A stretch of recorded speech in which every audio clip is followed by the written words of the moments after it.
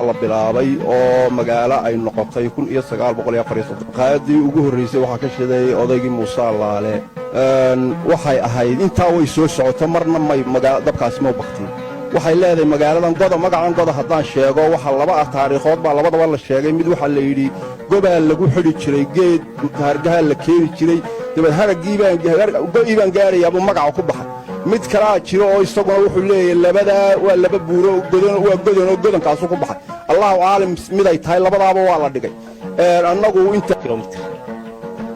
berbera 100 kilomitir hargeysa waxay jirtaa 125 barca waxay jirtaa 58 noo magaalo aad u ballaaran deegaankeedu ballaaran yahay halkan ban weyn oo la yiraahdo dulbiciid baa halkan ban kale oo la yiraahdo sabacad baa halkan waxa bankan weyn ee booq la yiraahdo halkan waxa buurta gacan libaax halkan wada ka dhaadhacdo la yiraahdo taarka oo xaggan baa u furan xaggan waxa dooxa weyn oo wax laga beerto oo ma sha Allah imka hadaan soo eegtaan barwaaqadaad yaabaysiyo waxa ku yaala xaggan waxa dooxa kale oo iyadana la yiraahdo godayar oo iyana heer saraa halkan dooxa kale oo la yiraahdo gaasmadooba iyaduna oo labada good u dhaxaysa waa wadan aad u ballaaran dhulka waxa weeye waxay beeralay way leedahay xoolo daaqayna way leedahay labada qaybood way isku darsatay waxa weeye waxay kale oo leedahay cimiladeeda halkan waxa dooxi daldawan ee dumarka marka laga soo tago laga qaadi jiray ee ahaa iyadu aan gabadhaan laga xambaarin aan weligeedba laga soo tallaabin iyo kulli waxa la dooxu waxaan lahayn biyo marka doon hadduu dooxu waa hunguufti baa la yiraahdaa mar hadduu hunguufti waxa la gabadhu hunguufti bay noqonaysaa waxba waan dhalay haddii aan laga qaadin dooxa horta degmadan waxaa la magacaabay 2008 xeerka xeer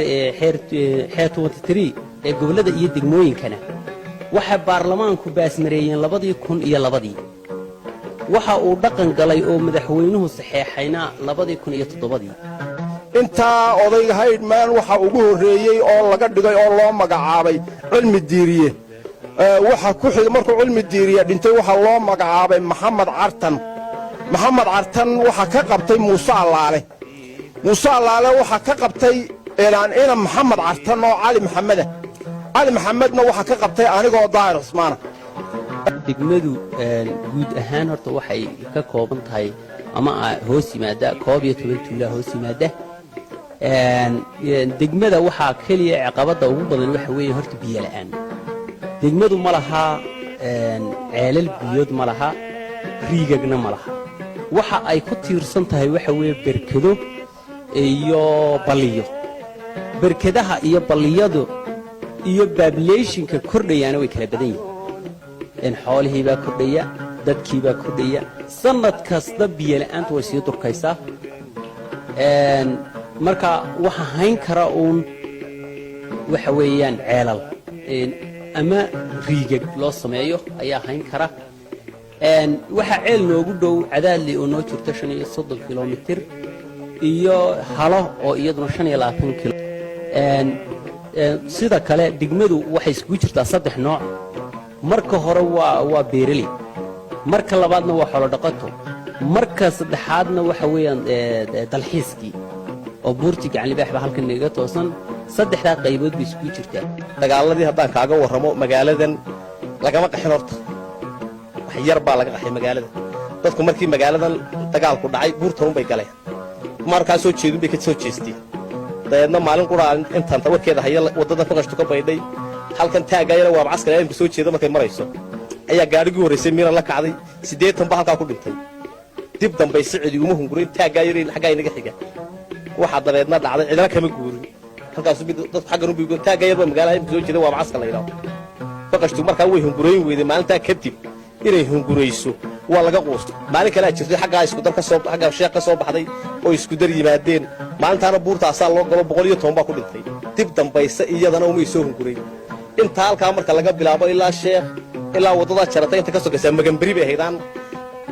la iska degan yahay dadkuna sida caadiga ahayd u joogaan inaan waxa kale marka waxa weeye meeshuna waxa ugu koobaad waa dhufays meeshu waxa la buurta weligeed nin galay lagama saarin nin laga saarayba kuma soo noqon inta taariikhdeeda hayo marka waxa weeye warka meesha yaala meeshu waa meel caqiibo leh waa degmo aan la halmaami karin waxa la wixii halgan dhacay mid aan halkaas soo marin oo halkaa wax laga siinin ma jiro maalintii horreysay maalinta imika halkan waxa yaalla waxa ku dhintay in la yiraahdo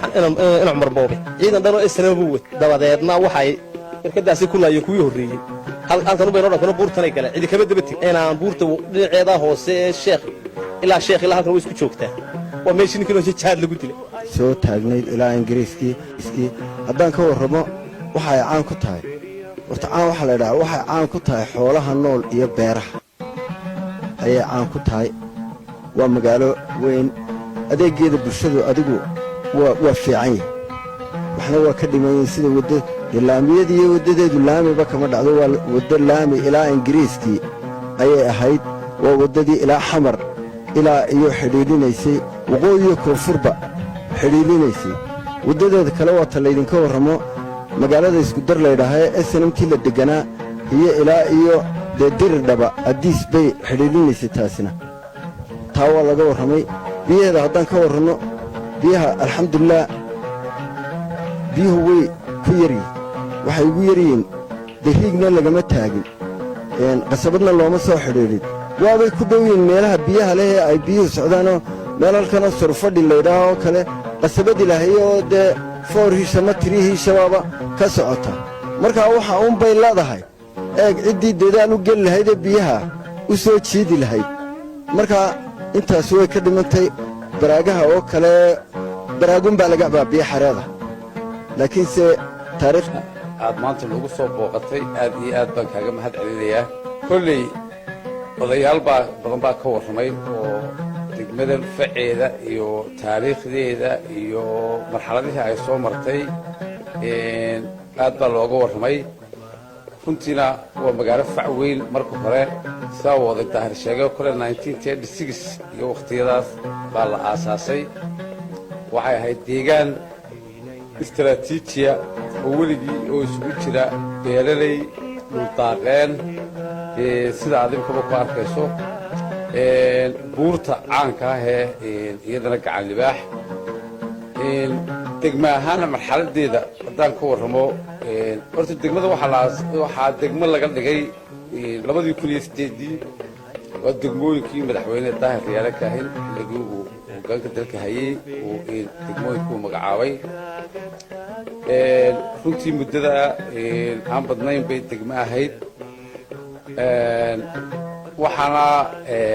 ay iminka meel wanaagsan ayaanay maraysaa inkastoo baahiyaha aasaasiga ahay weli aanay dhammaystirmin sida biyaha oo kale oo aad iyo aad ay u oomana tahay xilli kasta oo abaari dhacdo ay ugu horrayso biyo la'aanta meelaha gobolkan saaxil ugu oomanaha badan ay ka mid tahay kolley nasiib wanaagna aanay weli u helin maxaa heeday fursad loogu helo ceelal waa marar way jirtay ay riigag yimaadeen waase ku guuldarraysteen in arrinkaa aanu biyaha ay soo saaraan guud ahaanna waa barwaaqa iminka oo wanaagsan tahay